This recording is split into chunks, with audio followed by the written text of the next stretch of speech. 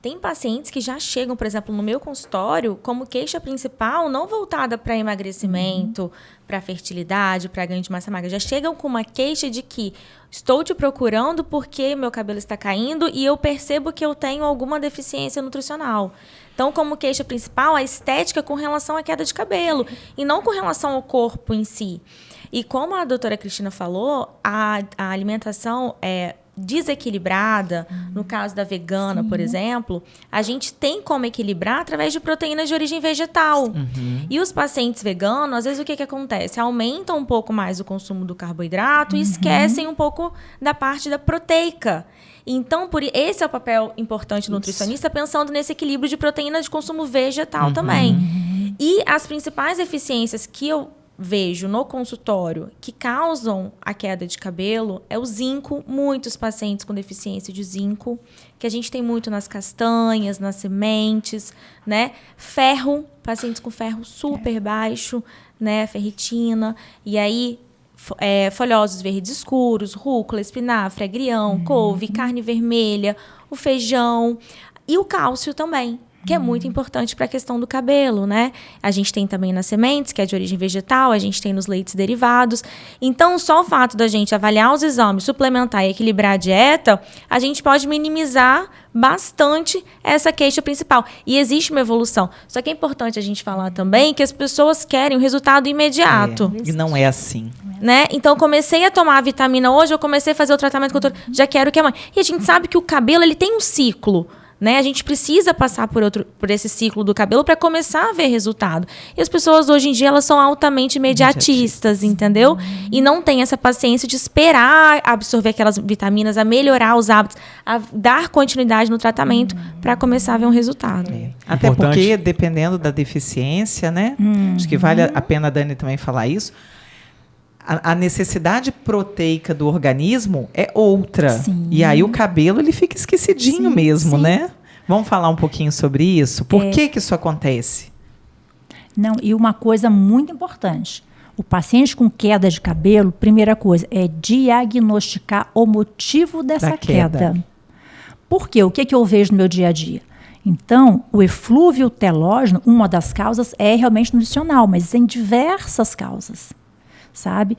Só que não existe só ele. Então, existe o pior, né? Que são as alopecias cicatriciais. São doenças inflamatórias que levam a perca de cabelo irreversível. Quer dizer, se o paciente chegar para mim num grau que não tratou, demorou para tratar, demorou o diagnóstico, aquele cabelo que ele perdeu não retorna mais. Não volta ao normal. Então, o que eu falo sempre, primeiro, procura um profissional para fazer o exame especializado do seu couro cabeludo, fazer o diagnóstico correto do tipo de queda. Diagnosticou o tipo de queda, começar a tratar. É nutricional? Vamos tratar. Também pedir uma assistência a uma nutricionista especializada para ver, né, a parte toda nutricional em relação à proteica, tudo. Mas só que são poucos casos que eu pego nesse sentido. Lógico que eu tenho muitos pacientes com queda por baixa de ferro, baixa de complexo B, ou com alimentação deficiente de remédio de proteína. Então, eu encaminho para a nutricionista, que tem que ter uma alimentação balanceada. E é uma coisa que eu sempre falo, né? Você é o que você come. Então, a alimentação correta é tudo. Mas eu tenho pego muitos casos no meu consultório de doenças por alopecia cicatriciais. Muitos. Então, hoje em dia está uma epidemia, pode-se assim falar, de uma doença chamada AFF, alopecia frontal fibrosante. E aí, doutora, esse tipo de alopécia, ele já está, porque assim, né, é tudo muito novo ainda, né? Mas já existe algum indicador do porquê que está havendo tanto aumento desse tipo de alopécia?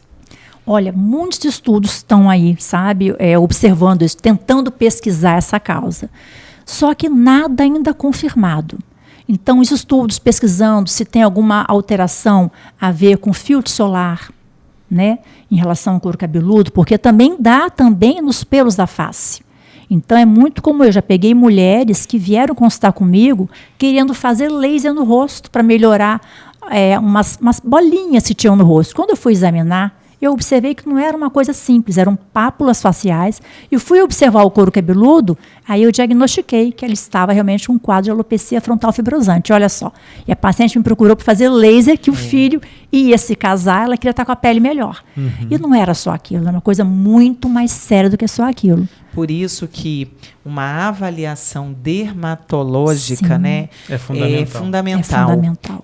Não ter aquele olhar só do procedimento estético, né? Isso faz Exato. muita diferença. Exato. E uma pergunta que eu queria fazer para a Dani, nesse sentido, é assim, Dani.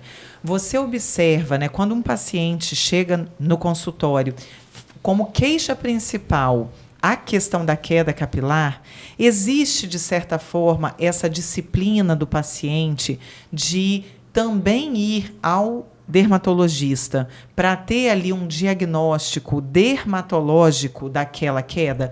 Ou, normalmente, não, é primeiro né, na sua realidade, primeiro ali com você, nutricionista, e caso a queda persista, aí você acaba encaminhando para o dermatologista. Conta um pouquinho disso para a gente.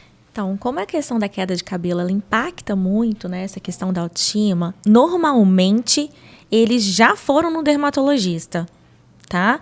E aí, uma das perguntas do meu questionário que eles recebem de pré-consulta é a questão da queda de cabelo, da unha, né?